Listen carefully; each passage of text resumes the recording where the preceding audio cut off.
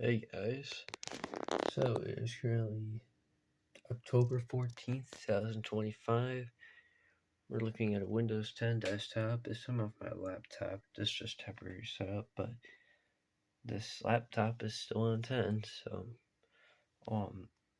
and as far as only been the only computer that I've been able to use at the current moment, so we'll just do it on my laptop, which I think is a good example.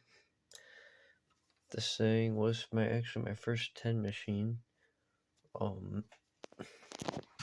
It's got some pretty rockin' specs in it, at least for that time. An Intel 8250U.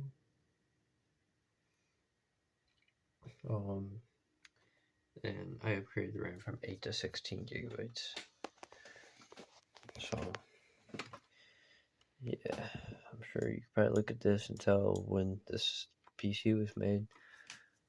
I started using this thing in 2019, so it's actually been pretty decent.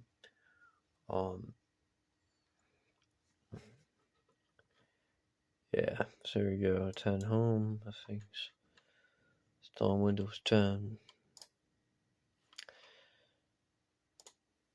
So yeah, there's some updates which I thought was interesting. Right here. Not this. There's one more cumulative update for 10.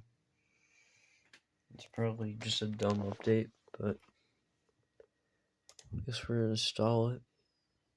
As I talk about this computer's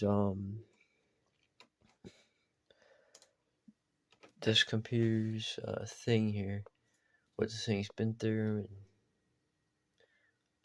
and how good this Inspiron 5379 has been for all the years that I've used it for. So here it is right here. And actually, this part of the laptop that I'm filling right now, the whole palm rest assembly, is brand spanking new. This thing's been through 2 keyboards, the trackpad's original, the screen's original, so, and then everything else is original. This thing's had some work done to it, so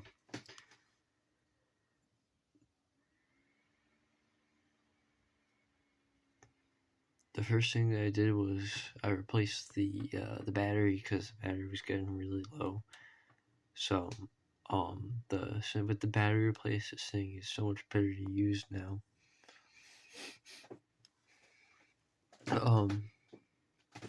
And then a couple months later, I upgraded the RAM from 8 to 16 gigabytes. I filmed it on the channel actually, so it's probably this thing's 3rd birthday or something. Maybe its 2nd birthday. I don't remember, but I know I upgraded the RAM. And then the CPU. Basically, the next thing that happened, unfortunately, this thing still has good working Face ID. The unfortunate thing that happened with this thing was that the keyboard died. So it was weird, like when you have like random keys tap out or like hit backspace, and when it worked, you'd skip several keys, like you'd pretend it's being pressed a million times. So the first thing I replaced was the whole genuine parts assembly. Basically, I ordered the aftermarket keyboard and the keyboard parts assembly. So I put in the genuine part first, and it lasted me about 6 months. So it's something pretty bad. Yeah, not very long. And then the same exact thing happened to that keypad. So I'm trying to think what's killing the second one, and I'm thinking it might be the heat. Because this machine does have a tendency to run kind of warm. Like right now, it's not really under any low. We're having temperatures in the 60s. But like before, it was worse, and the fan would be screaming, you know.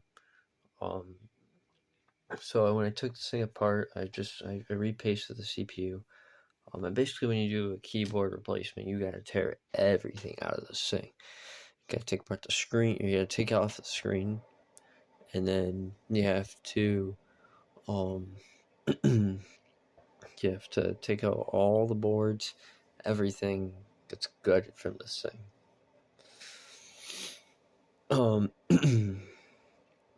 And then simply what's kind of left is just the keyboard assembly itself, and then basically this time I see it was kind of plastic ribbon on, so it broke all the rivets and hot glued the new keyboard in. So this keyboard is aftermarket. This Palmer's assembly is not.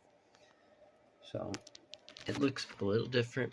Like the font's a little different from the original, and the keycaps are lower. But interestingly, the backlight works perfectly, and the only thing that this time around, so not the last time, but this time around, unfortunately the touchscreen, which was a very cool feature on this thing, did not survive. So yeah, I lost the touchscreen completely. But the trackpad still works. And thank God, the keyboard still works. So like, maybe we could bring this thing over here. So like, finally, every single button works. The spacebar works. So that was why I mainly needed. I could care. The keyboard's more important than the touchscreen, in my opinion. But I guess people could beg to differ. And yeah, that was pretty recently. And up till then, after repasting the CPU and retaping the fan down and making sure that I blew out the fan too and make sure it was free of dust, and I taped the fan housing to the outlet of the case. Because before it was kind of like floating in there, and it was just kind of recirculating the air inside the computer again. So now this thing is kind of forced to draw air in and blow it out, pull air out, draw air in. And the heatsink feels pretty even throughout, so I'm assuming it's doing a pretty good job at removing the heat. And I'm assuming that the cooling solution is just limited, so that's why this thing runs a little warm. No issues with throttling or anything like that. This thing does a pretty good job. Sometimes it has a tendency to scream like the fan. Like right now, with it plugged in on high performance, that was on better battery. But like sometimes this processor fan has a tendency to get up to high RPM, going to kicking high gear.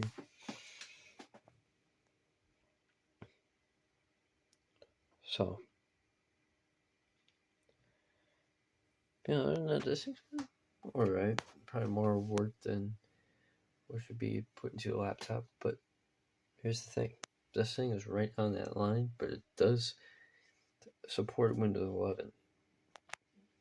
Not out of the box, so you have to go into the BIOS and enable the PTT, and which is what it's called in the Dell BIOS, and that's your TPM 2.0 chip. So this thing supports 11, as you can see. So I think to end off this video, I'll say some things I liked about 10, and we'll just end it off with pushing the upgrade button. So every version of 10 is a little different. Like this thing has like different software elements in it that are for the touchscreen, which I wish they put this on all Windows 10 versions, honestly. Like the little check marks. So it was one thing I really liked. I like that this UI is very versatile. Like it has a very computer-like feel, but it looks modern at the same time, which is really nice.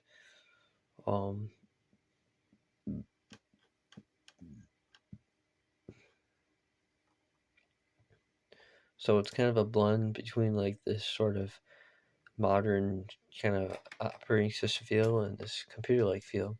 I think Windows 11 does a pretty good, decent job of that too. I like some of the legacy things that Windows 10 supports. Like it can basically run on anything for the most part. I'm gonna miss that about 10.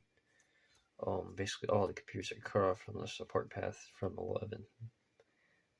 10 will run on just about anything you put it on. And that's kind of a shame.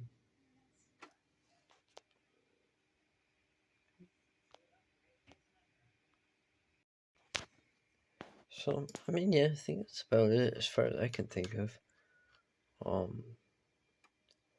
So I guess we'll install Windows 11.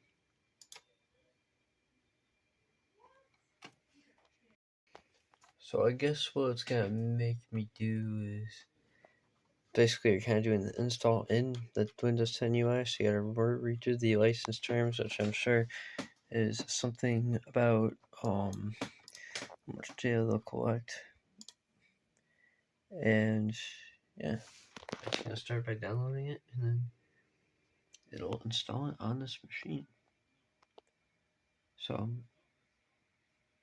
yeah, that's gonna be it for this video. I do hope you enjoyed. Yeah, see you in the next one.